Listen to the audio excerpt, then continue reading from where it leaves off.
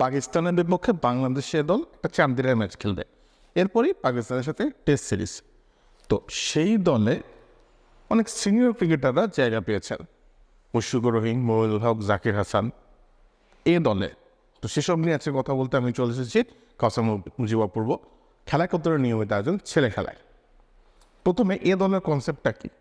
এ দলের কনসেপ্ট হচ্ছে এখানে আপকামিং ক্রিকেটাররা থাকবেন, প্লাস জাতীয় দলের বাইরের যেসব ক্রিকেটার আছেন বা ঝরে পড়া যেসব ক্রিকেটার আছেন যাদের স্টিল পটেনশিয়াল আছে জাতীয় দলে ফেরার, তাদেরকে নিয়ে সাজানো হবে এই এ দল। সেই ক্যাটাগরি থেকে মুশফিকুর রহিম বা মুমিনুল হক আদৌ পড়ে। মুশফিকুর রহিমের টেস্ট অভিষেক 2005 সালে। 2005 থেকে শুরু করে এখন পর্যন্ত কাউন্ট করলে 19 বছর টানা টেস্ট খেলা একজন ক্রিকেটার ক্রিকেট ইতিহাসে বা এখন আর কজন আছে? মুশফিকের সময় থেকে শুরু করে এখন পর্যন্ত টেস্ট খেলছেন বা এখন পর্যন্ত ইন্ডাস্ট্রি ক্রিকেটে সার্ভাইভ করেছেন এরকম ক্রিকেটার কজন আছে? নতুন এক্সপেল এর নতুন ফর্মুলা আরপিএম ডের ডুয়েল অ্যাকশনে ঘরের মশা বাঁচবে না, বাইরের মশা আসবে না। সে মুশফিকুর রহিম কেন এ দলে থাকবেন? মুশফিকুর রহিমের কথা বাদ রাখলাম, মইনুল হকের কথায় আসেন। মইনুল হক বাংলাদেশের সাবেক টেস্ট ক্যাপ্টেন। টেস্টে বাংলাদেশের একজন মানুষ যদি কনফার্ম থাকেন একাংশে, তিনি হলেন মইনুল হক। তার কেন ম্যাচ প্র্যাকটিসের প্রয়োজন হবে পাকিস্তানের বিপক্ষে টেস্ট খেলার জন্য? আর তাও বা সেটা এ দলের হয়ে। এ দলে আমরা কাকে নিব? এ দলে আমরা যদি টপ অর্ডার বিবেচনা করি, ওপেনিং বিবেচনা করি, সেখানে জাকির হাসানের নামও আসলে আসে না, কারণ জাকির হাসান টেস্ট খেলছেন, মানে নিয়মিত টেস্টের ফর্মেটে আছেন।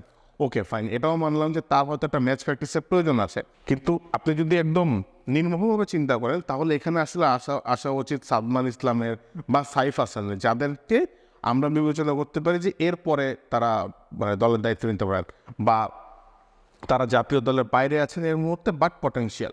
বা আমরা বলতে পারি মাহমুদ হাসান জয়ের কথা, যারও আসলে টেস্টের একাদশটা বা টেস্টের দলটা সবসময় নিশ্চিত না।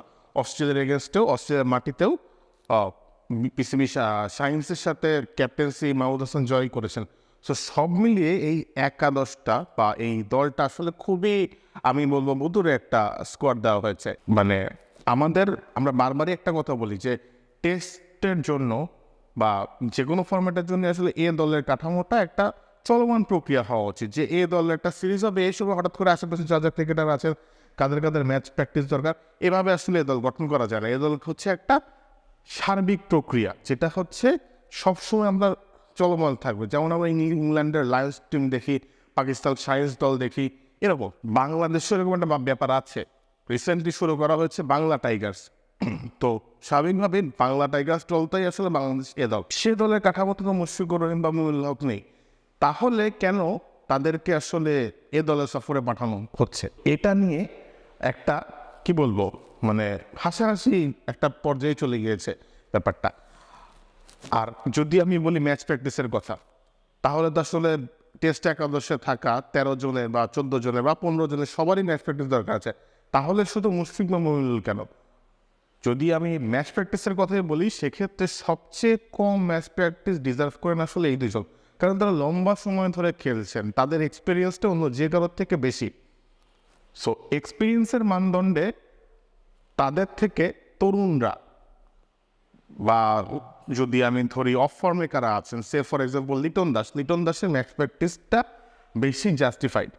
তো সেখানে কেন বিসিবি এরকম একটা দল দিল, সেটা নিয়ে প্রশ্ন থেকেই যাচ্ছে, এবং প্রশ্ন উঠছে আমাদের ক্রিকেট কালচার নিয়ে, প্রশ্ন উঠছে আমাদের ক্রিকেট কাঠামো নিয়ে। যখন আপনার কাছে বাংলা টাইগার্সের সেট আপ আছে, তখন কেন আপনি এরকম ভাবে একটা দল সাজাবেন যেটাতে আসলে আপনার নিজের ডিগ্নিটি নিয়ে প্রশ্ন ওঠে আসলে? কিংবা এভাবে বলি যে মুশফিকুর রহিমের মতো সিনিয়র ক্রিকেটারকে যখন আপনি এ দলে পাঠান, তখন আপনার ক্রিকেট সেলস বা আপনার ক্রিকেটে আপনার অবস্থান কতটুকু, সেটা নিয়েও প্রশ্ন আসে।